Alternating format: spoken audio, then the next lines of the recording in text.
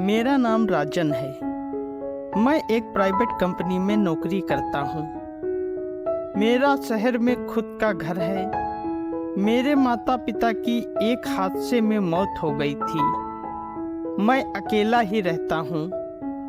एक दिन मेरे पड़ोस में रहने वाले शर्मा जी ने अपने एक रिश्तेदार से मेरे बारे में बताया।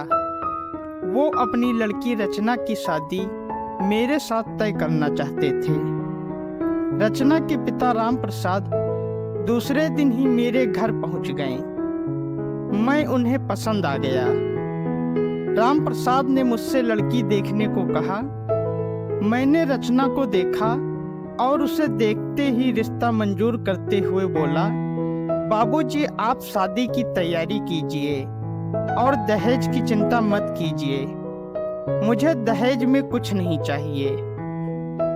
दहेज विरोधी मेरी बात सुनकर रचना खुशी से निहाल हो गई। उसे भी मैं बहुत पसंद आया। फिर हम दोनों की शादी हो गई। रचना के आ जाने से मेरे घर में चहल पहल बढ़ गई। मैं घर का सारा काम, खाना, बर्तन, झाड़ू सब बड़ी कुशलता से करता था। लेकिन रचना ने जब घर का काम काज अपने हाथों में लिया और घर को अपने तरीके से सजाया तो घर देखते ही बनता था। रचना एक स्कूल में पढ़ाती थी। रचना को सुबह सुबह पढ़ाने के लिए स्कूल जाना था। शादी से पहले मायके से स्कूल की दूरी कम थी। अब शादी के बाद शहर में आ जाने पर स्कूल की दूरी बढ़ गई थी। रचना और मैंने दोनों ने शादी के लिए कुछ दिनों की छुट्टी ले ली थी। रचना घर का कोई काम करती तो मैं उसमें हाथ जरूर बटाता। रचना के मना करने पर मैं कहता, तुम घर गृहस्थी संभालने के साथ साथ अगर नौकरी कर सकती हो तो मैं नौकरी के साथ साथ घर गृहस्थी की जिम्मेदारी क्यों नहीं संभाल सकता।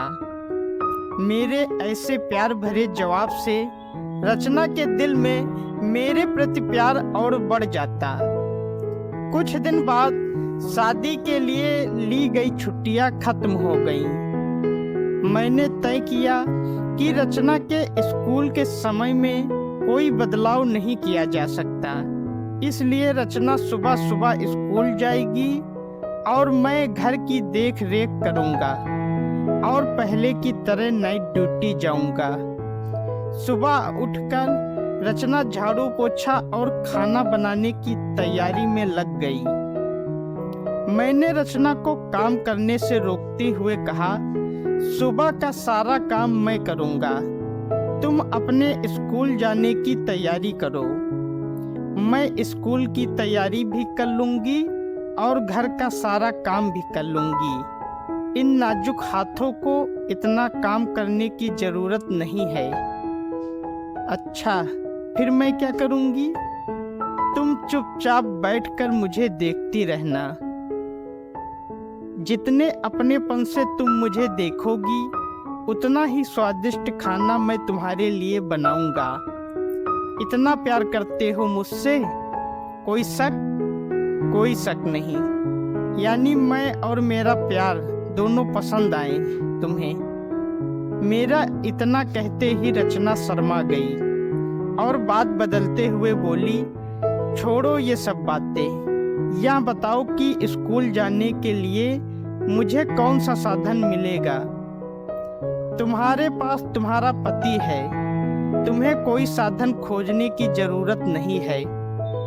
मैं तुम्हें रोज अपनी मोटरसाइकिल से सुबह स्कूल ले जाऊंगा और शाम को स्कूल से ले भी आऊंगा। अरे वाह, ऑटो रिक्शा खोजने का कोई झंझट नहीं। यह तो बहुत अच्छी बात है। खुश होते हुए रचना बोली, यह खुशी ऑटो रिक्शा के झंझट से बचने की है या स्कूल आते जाते समय उतनी दौड़ और मेरे साथ रहने की है? मैं बोला, बात तो यही थी, पर रचना मन के बाहर से इस बात को अस्वीकार करते हुए बोली, तुमको तो बस यही सब समझ में आता है। और मन के अंदर से मेरी बात पर सहमत होते हुए मन ही मन मुस्कुराते हुए वहाँ दूसरे कमरे में चली गई। इस तरह की प्यार भरी बातें अब घर में रोज हुई होने लगी। मैं और रचना एक दूसरे को पाकर बहुत खुश थे। हंसी खुशी कब शादी का 1 साल हो गया पता ही नहीं चला। शादी की सालगिरह वाले दिन मैं रचना को रोजाना की तरह स्कूल छोड़ आया। रचना स्कूल तो आ गई पर उसका मन स्कूल में नहीं लग रहा था। उसने आधे दिन के बाद स्कूल से छुट्टी ले ली। मुझको खुशी देने के लिए वह बिना बताए घर पहुंची। बाजार से मेरे लिए एक खूबसूरत सा गिफ्ट भी पैक करवाया। मैं उसके बिना अकेले कैसा रहता हूँ, मैं क्या करता हूँ, इस उत्सुकता से रचना सामने वाला दरवाजा खुलवाकर अंदर नहीं गई, बल्कि पिछले दरवाजे से चुपचाप घर में घुसी। उसने मन ही मन सोचा कि मुझको पहले गिफ्ट देकर फिर गले लगूंगी या पहले गले लगकर फिर गिफ्ट दूंगी। उसने फैसला ले लिया कि पहले गिफ्ट देगी ताकि उसके दोनों हाथ खाली हो जाएं और वह अच्छे से गले लग सके। जोश से भरी रचना धीरे से दरवाजे को धक्का दिया तो दरवाजा खुल गया। सामने मैं था पर मैं अकेला नहीं था। रचना के हाथों से गिफ्ट जमीन पर गिर गया। मैं अपनी प्रेमिका के साथ बिस्तर पर था। इतना बड़ा धोखा, कौन है यह, कब से चल रहा है यह सब, मुझसे प्यार का झूठा नाटक। तुम्हारे बारे में इस तरह की कोई बातें मुझसे कसम खाकर भी कहता तो मैं यकीन नहीं मानती, पर मैं अपनी आंखों से सब कुछ देख चुकी हूँ। काश मैं अंधी होती और तुम सिर्फ मेरे हो, इस भ्रम में मैं अपनी पूरी जिंदगी सुकून से गुजार लेती। लेकिन तुम्हारा सच देखने के बाद मैं तुम्हारे साथ नहीं रहूंगी, मुझे तलाक चाहिए। पर रचना ने ऐसा कुछ भी नहीं कहा। वह चुपचाप बगल वाले कमरे में चली गई। कमरा अंदर से बंद कर लिया। कमरे में एक मेरी तस्वीर रखी थी। रोज स्कूल के लिए घर से निकलने के पहले रचना मेरी तस्वीर देखती।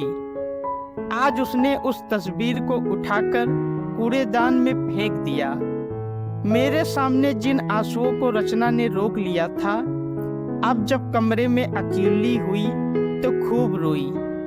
मैं रचना से माफी मांगने की कोशिश करता रहा, पर रचना ने मुझे देखना भी बंद कर दिया था। 2 दिन से रचना स्कूल भी नहीं गई। तीसरे दिन जब मैं बाथरूम में नहा रहा था, रचना कमरे से निकलकर छत पर गई और वहां से कूद गई। मैं थोड़ी देर में नहाने के बाद कपड़े फैलाने छत पर गया।